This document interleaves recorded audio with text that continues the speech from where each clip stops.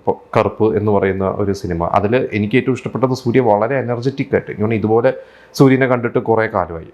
കാരണം നമ്മൾ പണ്ട് സൂര്യനെ നമ്മൾ ആറ് എന്ന് പറയുന്ന മൂവി, അല്ലെങ്കിൽ വേൽ എന്ന് പറയുന്ന മൂവി, ഇതിലൊക്കെ നമ്മൾ കണ്ടിട്ടുണ്ട് സൂര്യയുടെ ഒരു മുണ്ട കൊടുത്തിട്ടുള്ള സൂര്യ, അല്ലെങ്കിൽ ആ ഒരു മാസ് ഹീറോ ആയിട്ട്. ഇതിൽ തൃഷയാണ് നായികയായിട്ടുള്ളത്. തൃഷയും സൂര്യയും എനിക്ക് തോന്നുന്നു കുറേ നാളുകൾക്ക് ശേഷമാണ് ഒരുമിച്ച് അഭിനയിക്കുന്നത്. ഇതിനു മുമ്പ് അവർ സൂര്യയുടെ തുടക്കകാലത്തൊക്കെ മൗനം പേസ് ചെയ്തെന്നുള്ള സിനിമയിൽ തൃഷയായിരുന്നു നായിക. പിന്നെ ആയുധെഴുത്തിൽ അഭിനയിച്ചിട്ടുണ്ട്. പക്ഷെ ആയുധെഴുത്തിൽ തൃഷ അല്ലായിരുന്നു സൂര്യയുടെ പേര്.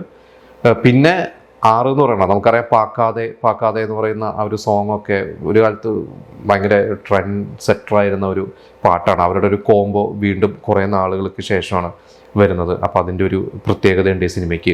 പിന്നെ ഈ ഒരു സിനിമയുടെ മറ്റൊരു പ്രത്യേകത, ഇതിലെ കഥാപാത്രത്തിന് പേര് ടീസറിൽ എഴുതിയിട്ടുണ്ട്, എൻ്റെ പേര് ശരവണൻ. അതായത് ശരിക്കുള്ള സൂര്യയുടെ റിയൽ ലൈഫിൽ സൂര്യയുടെ പേര് ശരവണൻ ശിവകുമാർ എന്നാണ്. സിനിമയ്ക്ക് വേണ്ടിയാണ് സൂര്യ എന്നാക്കിയത്.